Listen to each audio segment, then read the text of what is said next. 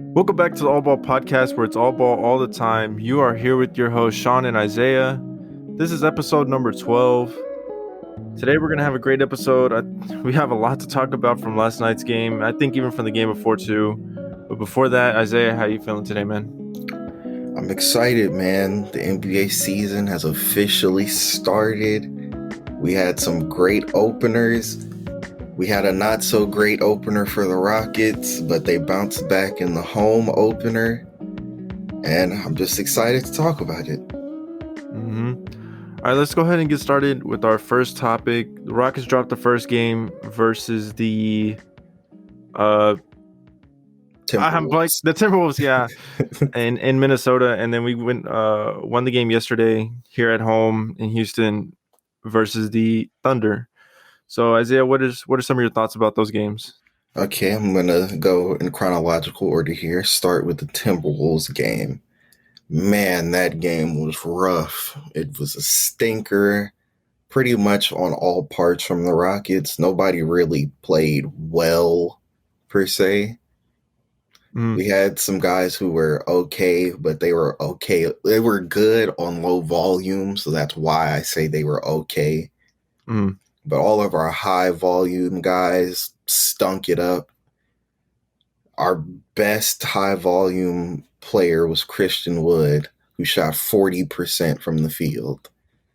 So I think that says all that needs to say right there. Jalen Green with a negative 37 plus minus, lowest in the whole game. So it was all around just a terrible start to the season for us. Yeah, that's. I think that's an understatement. I mean, obviously we won the second game, but that first game was really bad. How do I put this? From the first game to the second game, first game looked like we had, once again, like I talked about during the preseason games, like we had no kind of offense of sets or system or anything like that. And I think that really showed. Plus, this Minnesota team, I think everyone was kind of underrating to where they came out. And I thought it was going to be the same old Timberwolves that we usually beat. But they showed that they might be in the race for a playing spot. Yeah, they came out firing on all cylinders.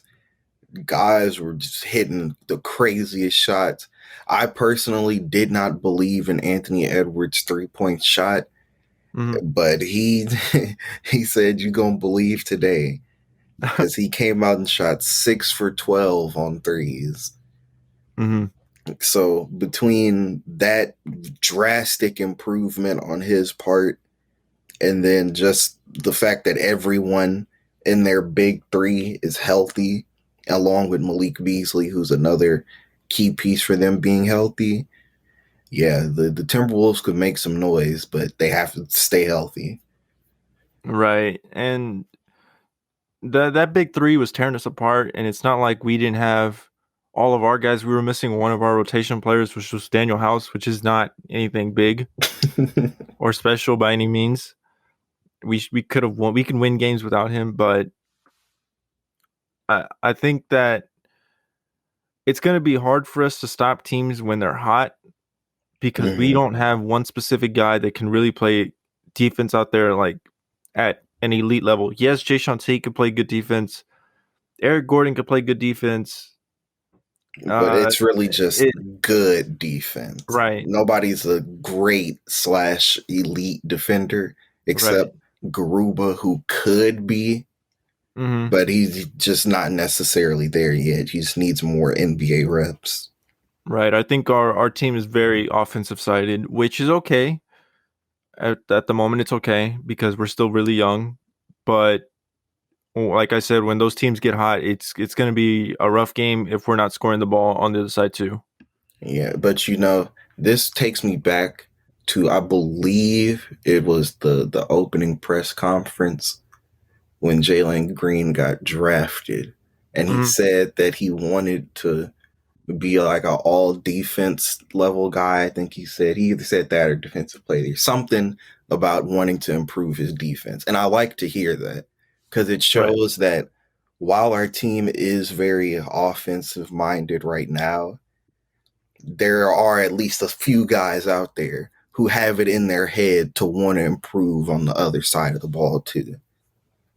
Right, and I think that's shown already through the first after the first game. If you look at Jalen Green, like we talked about last night, I Mm-hmm. don't remember who I think he clamped up Shea. He clamped up Shea for a couple of plays.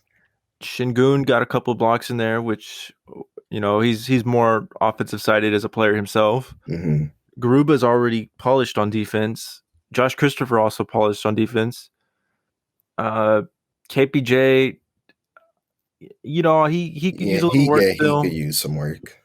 but I think his defensive talent will come around for in a little while. I think he already has some of the tools to be a good defensive player, but I think it's going to take a little more time. I think that also with Jalen Green, his lightweight frame is going to be a Mm-hmm. reason why at the beginning of his career he's not going to be as great of a defensive player as I think he can be. Mm-hmm. But once he has that weight, once he has that muscle, I think he'll be at least above average or around average defensively. Yeah, and I want to go ahead and just transition into that Thunder game. Okay. And I think another good defensive talent that Jalen Green showed last night outside of his great defense on Shea when Shea called an ISO Mhm. was he seemed really good at like predicting passing lanes and getting a couple of steals. Like the steals that he got looked very nice. I Right. think Kevin Porter Jr. got some too.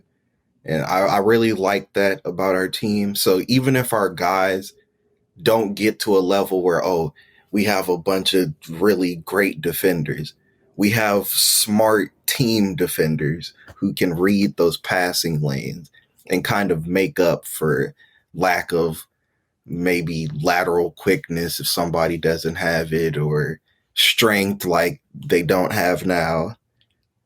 Right. His Jalen Green's help defense looked really on point last night. Like you said, he got a lot of steals, and it wasn't like he was just right place, right time, Mm-hmm. or the ball handler wasn't losing the ball and Yeah. he just happened to pick it up. Jalen Green looked like he was. How could I put this? He was in the passing lanes. Yeah, He was getting he was reading the passes. hmm like I specifically remember the one play where we doubled the guy after a pick and roll, and there was a guy under the basket wide open, and Jalen Green came from. I would think it's the weak side of the ball. I don't know. Yeah, The ball was right in the middle, so. he came from somewhere and just hopped right in there and took hmm it. Yeah, I think he stole the ball from Baisley was going to catch it. Player of the game for the Rockets, by the way. Darius Baisley. Darius Baisley, shout out to him.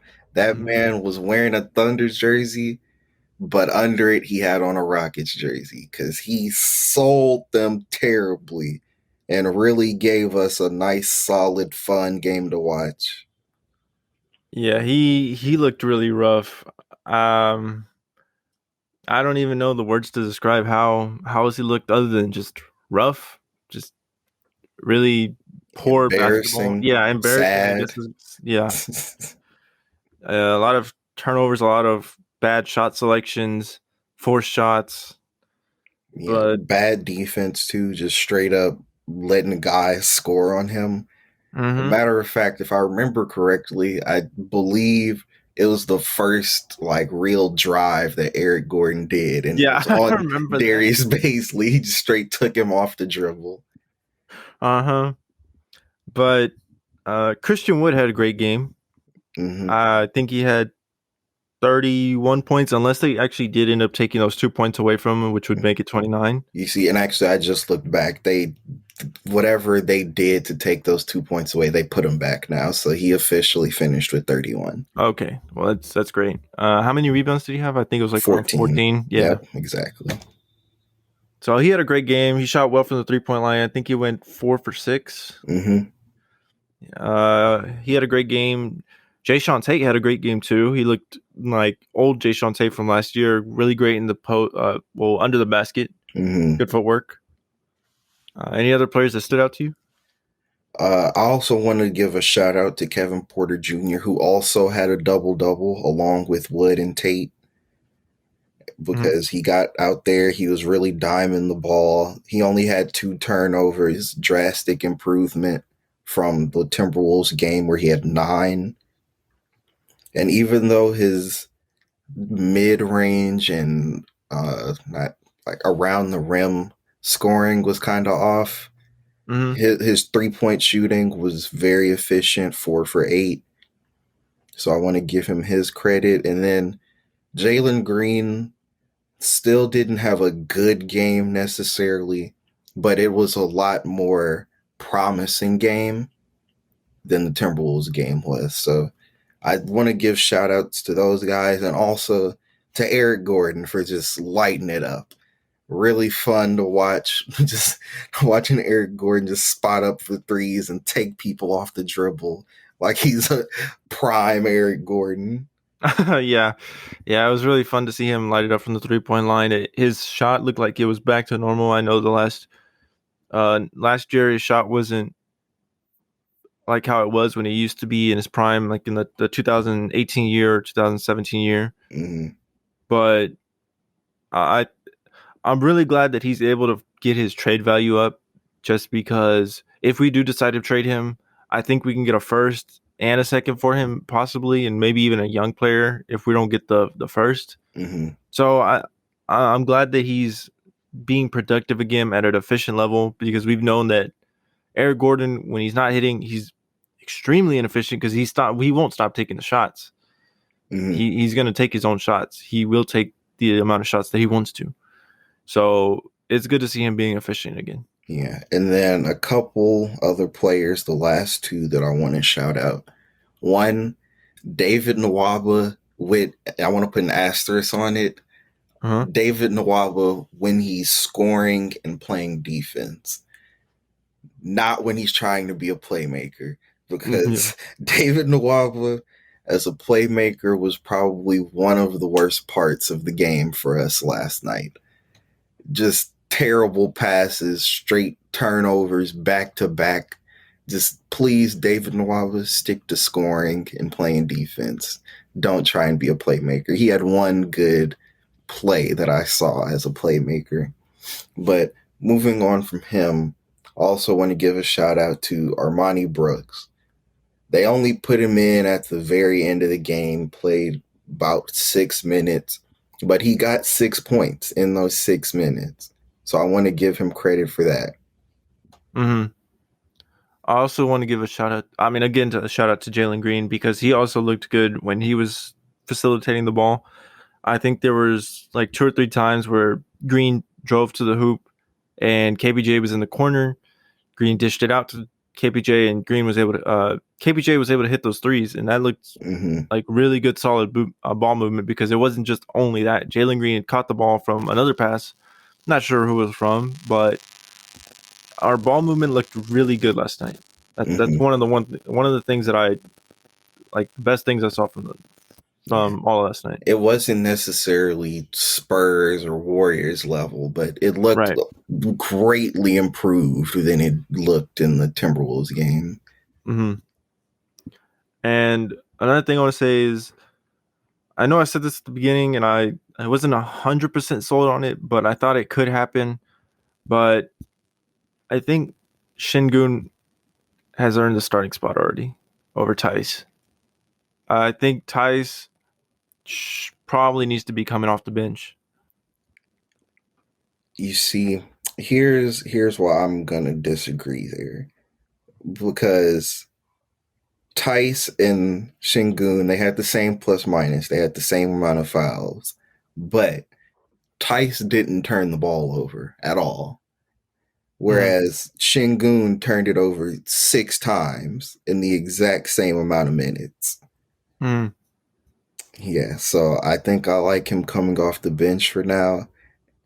And when he comes in, he does provide good play, nice flashes of playmaking, nice flashes of defense, some offensive improvement.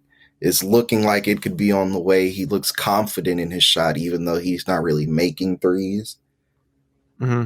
So yeah, I like him coming off the bench for now. I think the reason that I'd want him in the starting lineup is because I think when he's run with the starting lineup, he's looked better. Hmm. And yes, although he did have 6 turnovers, when he's with the starting lineup, I don't expect him to see that many touches as to where he has to have the ball in his hand a lot. Other than when he catches a ball and he has an easy layup like we've seen him do.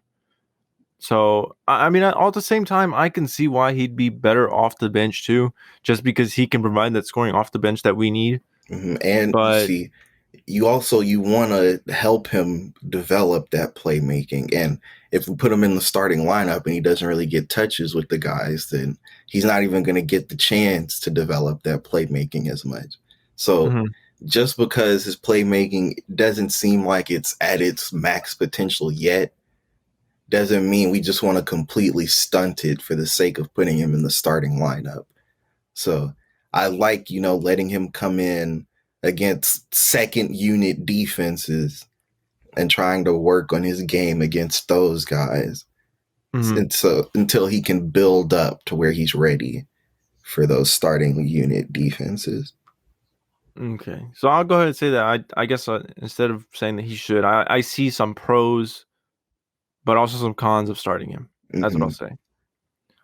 Were there any other players or anything else that you wanted to talk about that really caught your eye during these last 2 games? I think that's it. All right, so let's go ahead and move on to some other teams that we wanted to talk about. I'll go ahead and start with you. What were some teams that you really were looking at during these last couple days?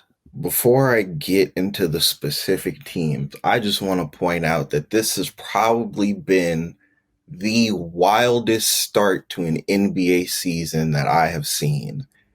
Between the fact that there were almost all games that had at least one 30-point score in the first 2 days, the only exception, I believe, was the Spurs and Magic game. I think every other game had at least one 30-point score. Okay, no, the Jazz and Thunder game didn't either. But every other game, somebody dropped at least 30. So Hmm. that was insane to see. Then on top of that, there were a few overtime games that have happened in these first few games, some games that went down to the wire, some crazy comebacks. So just all around, the season is off to a very exciting start. But with Hmm. that, I'm gonna go ahead and just go day by day here. Okay. Obviously, opening night, enjoyed the Bucks and Nets and the Warriors and Lakers game, but obviously that Warriors and Lakers game to a much lesser extent. But I'll get into that when I get into that. Hmm. Starting with the Bucks and Nets, Eastern Conference semifinal rematch. That was fun to see. Giannis came out trying to prove once again to all the doubters why he's the best player in the league. Kevin Durant putting up a good argument of his own, but obviously the Bucks came out with a win there. Now, moving to the Lakers and Warriors. Steph came out playing like Westbrook, and Westbrook came out playing like Westbrick. So that game was very confusing and just all around odd to watch. Hmm. But Anthony Davis and LeBron, they came out and did AD and LeBron things. They were pretty much the only people on the Lakers who did anything worth noting. Hmm. But yeah, just the whole Steph having an inefficient triple double kind of threw me for a whirl trying to watch that game. But oh wait, you were gonna say something. No, I was just gonna say like it was inefficient, but still, like Steph getting a triple double. I mean, with the rebounds is it's pretty crazy. Like you said, this NBA season start has been just like with Miles Turner dropping 40. Last night that Yeah, was 40 and wild. 10 last night. You see, but it's funny that you pointed out that it's crazy to see Steph get a triple double with the rebounds. Because then in their second game against the Clippers, he got 10 rebounds again. Steph Drummond. Drummond. And then, speaking of Drummond, let's not forget last night we heard him have some playmaking flashes Oh and yeah, some good defense. Like what? We're fully convinced that this is an alternate NBA universe we're in at the moment. yeah, I think so. It was the announcer said, "What a great pass by Drummond," Yeah, and and that's not something you're supposed to hear when you're no, watching an NBA game. no, definitely not. Uh, so I'm sorry. Where did we leave off at? I forgot you were talking about the Lakers and Warriors You're game. talking about the Lakers and Warriors game, but moving on from that, since I was pretty much done there, the Pacers and Hornets game from day 2, that was a very exciting game, down to the wire, crazy comeback in the third quarter, I believe, by the Hornets. Shout out to LaMelo, Sabonis, both guys really leading their teams, having a good fight on both sides. Moving on, Bulls and Pistons game. Shout out to Zach LaVine for putting the team on his back and willing them to a win. We know he's very used to that, considering that he pretty much did that every game last year, well, last season. So give him his credit there. Mm-hmm. Now we move to the Celtics and Knicks game. That one was simultaneously exciting and really confusing, because while you did have, the amazing, oh, Jaylen Brown goes for a new career high with 46. You had Robert Williams actually had a very impressive game. I would give him credit for his development. And Mm-hmm. then on the other side, you have Julius Randle go for a near triple double with 35, 8, 9. Evan Fournier playing like Klay Thompson out there. Yeah, so just credit to all of those guys for a crazy game until we got to the end. The Knicks completely sold their defensive scheme to stop the game from going into overtime. You have Jason Tatum, who was awful that game, slips on the floor, yet Evan Fournier tries to double. Why are you doubling someone who's on the floor? So Tatum passes that out to Schroeder. I think, yeah, he passed it out to Schroeder. Schroeder brings it up court. He didn't even look like he was going to drive, but for whatever reason, Kemba Walker tries to commit to him going to the goal. So he just passes it to Marcus Smart, who's wide open. And that was it was a practice shot 3 to tie the game and send it to overtime. Mm-hmm. Now, even more ridiculous than Kemba trying to commit to Schroeder on a drive that didn't look like it was going to happen is the fact that they were up by 3. So if he drove, it would have done nothing. So yeah, Kemba Walker, Evan Fournier really just fumbled the bag defensively at the end there. Then we move into overtime. The first overtime is ridiculous. Both teams made their first 4-3 shots, something like it was crazy. Just neither team was missing. Then things kind of came back down to earth towards the end of it. Mm-hmm. And oh man, the Celtics. What is the coaching scheme? What's happening here? Because Jason Tatum was god awful the whole game he went he went 7 for what? for 30, but he was god awful the whole game. And on the play that could have won them the game, they decide to do a Tatum ISO. What? What? Why would you go to the person who has been awful for 48 plus minutes to try and win you a game when you have Jalen Yeah. Brown who was scorching hot the whole game? Yeah, that's what I was about to say. I know they, with a team that has a young star like Jason Tatum, who's really good, you always want your star to be able to take that last shot. But at that moment, I think you have to give it to Jalen Brown no matter what, just because of how hot he was a game. He ended up with 45 points, 46. 46. Mm-hmm. Jason Tatum was having a stinker of a game, Mm-hmm. and I mean after two quarters, two overtimes, I get Jalen Brown's tired, but he has to take that shot. No, He the has to. shot for them to win the game was at the first overtime. So that was he I'm sorry. obviously was still tired, but he Mm-hmm. wasn't as tired as he would have been at that point. He Mm-hmm. definitely, if Tatum could have taken it, Brown could have taken it too. Mm-hmm. And it's also just the fact that Jason Tatum is somewhere around 6'8", 6'9", somewhere around there, and probably around 230-ish to whatever he is. I don't know his measurements, but he is a fairly large guy. Mm-hmm. And I believe it was RJ Barrett who was guarding him on said ISO.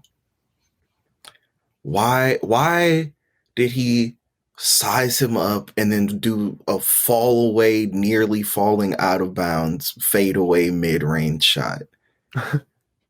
Take him to the rack, dude.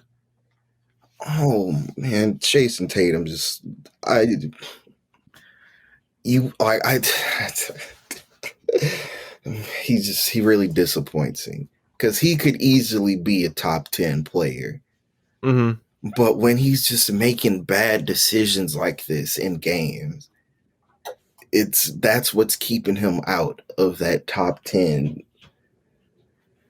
Who's the coach for the Celtics now? I know it's not Brad Stevens anymore, right? Brad Stevens moved up to a higher role. I think it is him. I think he's like is taking both roles at the same time. Okay, because I remember during the summer, or not during the summer. I'm sorry. Wait, no, I'm sorry. Yes, during the summer that Hmm. Brad Stevens decided that he was no longer wanting to be the coach or something like that, and he was going to be a higher role up in the Celtics front office. Hmm. But I guess I didn't hear that he was. Oh wait, no, yeah, no, I'm tripping, It's Ime Udoka. That's who it is. Yeah. I have no clue who that is, but okay. Never heard that name before. Yeah, why do you think I completely forgot that he's the coach? Yeah, Udoka, that was a terrible coaching job for that first game. Not gonna lie to you. Yeah. I want to go back and talk about the Pacers Hmm. because I kind of feel bad for them. Hmm. They've lost both games by 1 point. Yeah, that's killer. One game where they blew the lead, and the other, I don't. I'm sure they had the lead, but Miles Actually, Turner puts up at 40. one point, the Wizards actually had a significant lead, and the Pacers came back from that. And then I think they had like a bit of a lead, and then the Wizards came back. So it was kind of a back and forth game. Mm-hmm. But yeah, after an insane game from Miles Turner, it goes to overtime, and just they lose it by really they lost the game by 4, but Malcolm Brogdon hit a 3 at the end to make it a 1-point game, but it was just too late by that point. Mm-hmm. But either way it goes, still two very tough losses.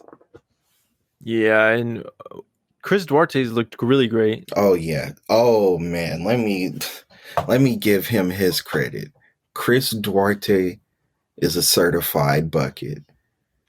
That man is probably one of the most NBA ready rookies I've seen.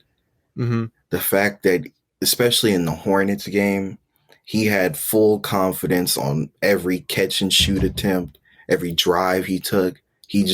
He looked like he has been in the NBA for a few years. And I think that's part of a bigger problem is that people let this guy fall because he's already 24, 25, somewhere around there. Mm-hmm. But when you look at how well equipped and well rounded he is and just prepared to be in the NBA, that's the benefit that you get out of drafting a guy who's a little older. Yeah, and I think this is going to change. Well, maybe not, in the near future, but possibly in the extended future, this might change the way that franchises look at older players. Because if you look at Jason Tatum, he's what, 22, I Hmm. think 23, Yeah, I think and he's 22 now. He's turning 23 this year. okay, well, that's only a year to 2 years younger than Chris Duarte, and we still Hmm. consider Jason Tatum really young. Hmm. So, I mean, 1 to 2 years isn't that big of a difference. So, if you're saying he's old coming out of the draft, that doesn't really make sense because if you look at him like to Jason Tatum and you're saying Jason Tatum's young, you know, I I kind of see it because like yes, he hasn't had NBA experience as much as Jason Tatum has at a young age, but Hmm. you have to understand he's probably prepared for this moment. Yeah, I think another thing about it is, first of all, people are too infatuated with comparing people's age to the other rookies. So Hmm. they're like, oh, look at this guy who's going number one and number two, number three, or whatever. And they're all 19 or barely 20. It's that's 19 and 20-year olds are not the majority of the league. Right. But beside that, it also depends on where the guy is getting drafted or where like not prospects, where scouts see his skill level at. Obviously he was taken in the lottery, so scouts liked his ability. So at that point, you have to be able to overlook the age and just say, hey, this guy has exactly what we're looking for in terms of ability. Because he looks like an elite catch and shoot threat already. And I Hmm. can't think of one team in the league who wouldn't love that. Right. Also, talking about the Pacers, I want to talk about a guy that's underperforming pretty heavily, which is Jeremy Lamb. Hmm. Jeremy Lamb's kind of had he's a fall from grace, I guess you could say. I mean, he was never like a star player, but he was always a really good shooter. Hmm. But looking at his splits right now, only shooting 23% from the field goal, from the field, and then from three, he's shooting 25%. Mm, Now, granted, that is from an opening game that was awful and then a second game that was just very average. mm-hmm. So obviously, when you only have two games to work with and you had one bad game, okay, yeah, your splits are gonna look far worse than they really are. Or then far, your splits are gonna look worse than you are actually. I'm just saying that because I remember looking back, or not looking back, just thinking about how the Lakers were supposedly trying to like acquire Jeremy Lamb, Hmm. and I mean obviously because of the spacing stuff, they needed shooting, Hmm. so they still need shooting. Yeah, for sure. Um, Looking at this now, it doesn't look like it would have helped. I mean, maybe playing with LeBron, Lamb does a little better, Hmm. but I don't know what move the Lakers could have made to help their team get that shooting that they really desperately need at the moment. I mean, there's really not much that they can do because at the moment their guys are injured. They made the moves, but guys just couldn't stay healthy through a preseason and training camp or whatever. So I say we just wait for them to get fully healthy before we really judge them on how they're doing now in Okay, terms well of shooting. they all are like 80 years old. So, um, all right. So, is there another team that you wanted to talk about? Let me just do a last sweep through to make sure. No, that's it. Okay. So let's go ahead and move on to our last topic for the podcast, which is going to be our hot takes. Isaiah, after last week, actually, no, wait. Before we started that, we talked about this at the end of the last podcast. I wanted to get back into this with you really quick. Mm-hmm. The debate between Rudy Gobert and Donovan Mitchell. Mm-hmm. Yes, Donovan Mitchell had two really bad games, but I want to ask you this: Can the Jazz? You said that Rudy Gobert is the best player on the Jazz, correct? Mm-hmm. Can the Jazz win a championship with Rudy Gobert being their uh Being their yeah best player. sorry, it's because you were, I don't know, like the mic sounded weird, like if you went like underwater or something. Oh no, I think that's because it's starting to storm, so there's some thunder. Oh, okay, so you basically literally are underwater, Yeah. but okay. Okay, so can the Jazz win a championship with Rudy Gobert being their best player? No, but I don't think they could win a championship with Donovan Mitchell as their best player either. I don't think they could win a championship with Jason Tatum as their best player. It's like I don't think you can win a championship without a top 10 guy as your best player. Potentially, maybe even a top 5 guy as your best player. I don't know, but definitely not guys that we both decided to rank in the mid 20s. Yeah, Mm-hmm. you're not winning a championship with either one of them as your best player. Mm-hmm. Okay. But it's just more of a symptom of their small market team. So they just take what they can get and they live with it. Okay. I was making sure because like the way you made it seem like Rudy Gobert was like I wouldn't want to say carry them to a championship because obviously you can't do Oh, that. But no. you made I it don't seem think like he could even lead them to a championship. I don't think he yeah. could lead them to a finals. Okay. So I'm glad we got that straight.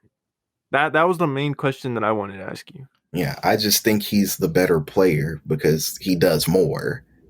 Okay. Obviously, Donovan Mitchell, great scorer and all that, but scoring can only do so much.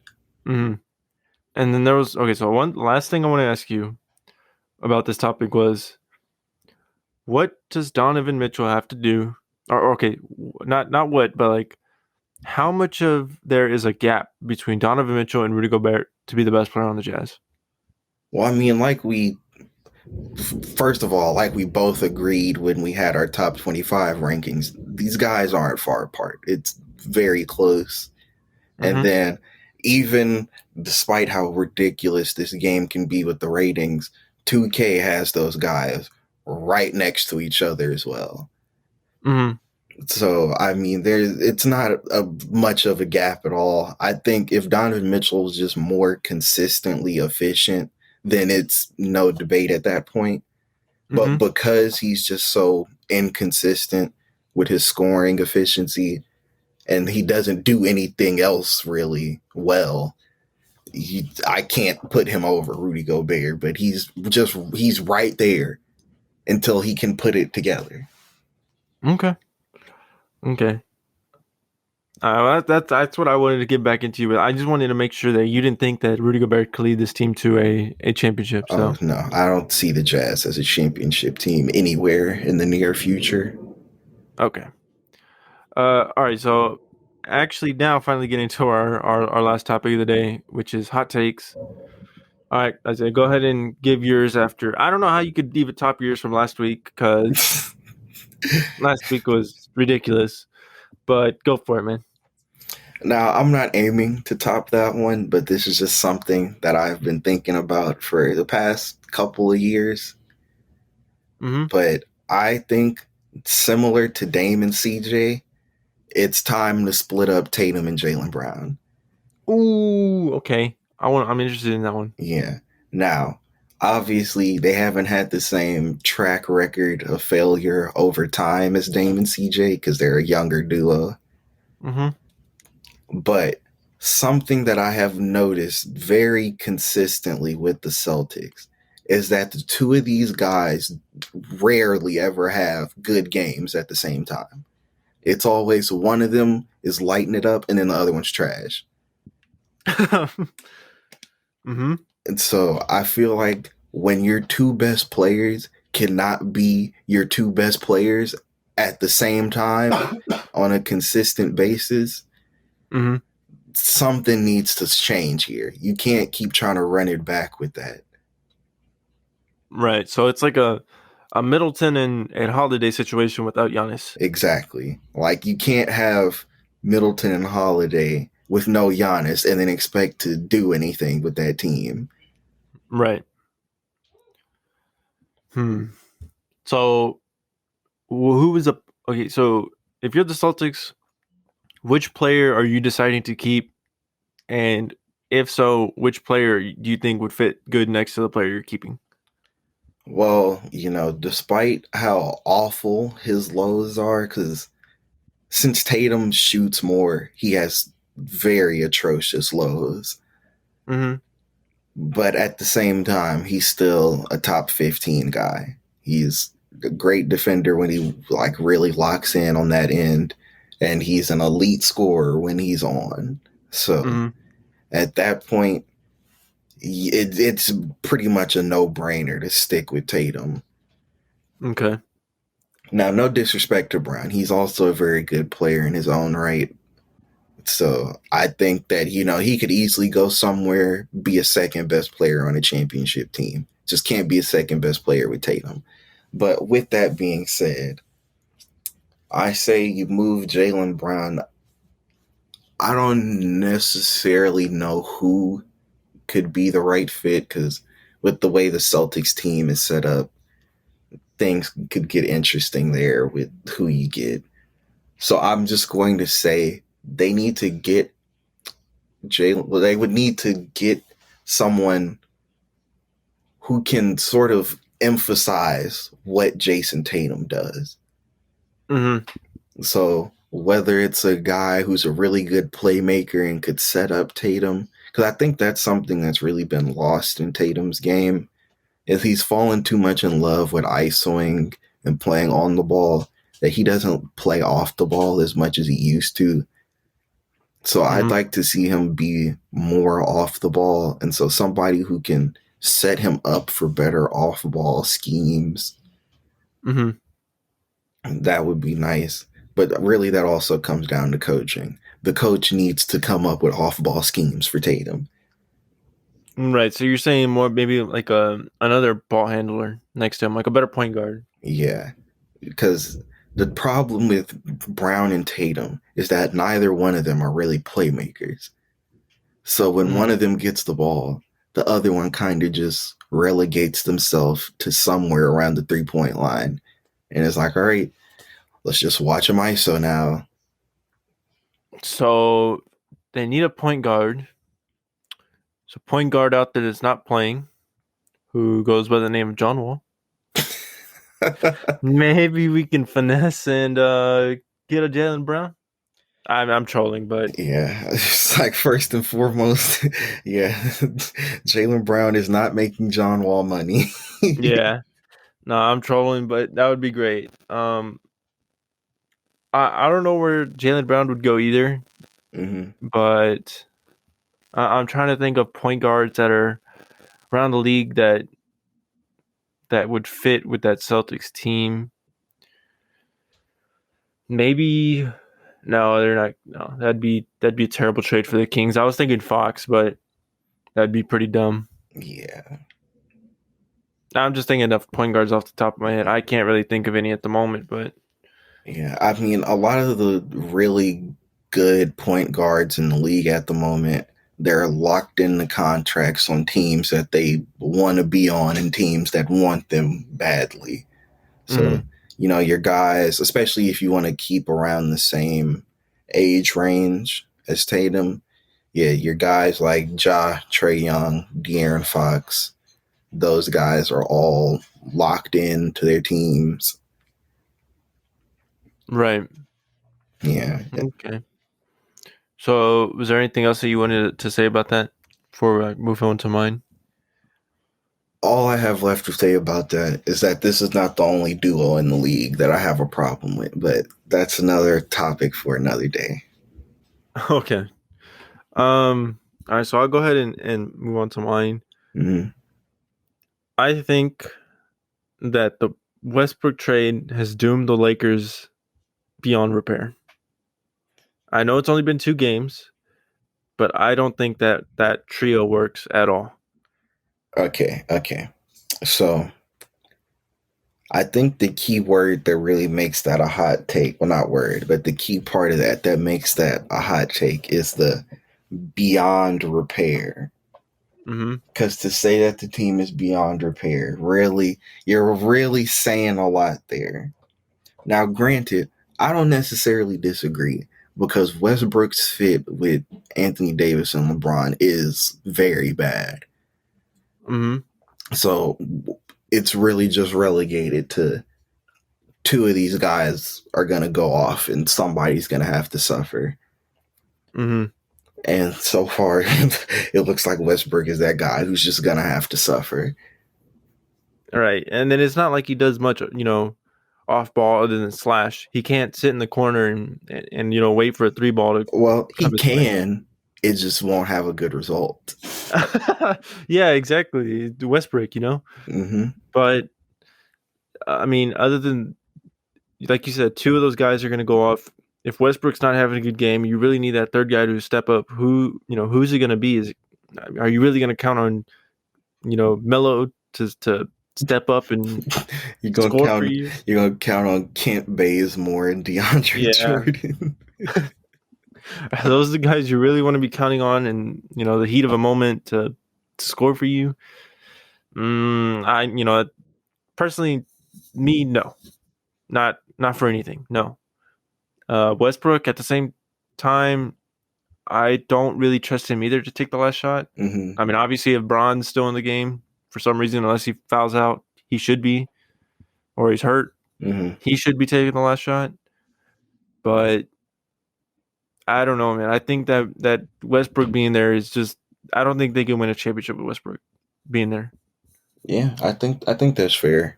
Based off the way that they're looking now, I don't see this team even making the finals, let alone winning the finals. Mm-hmm.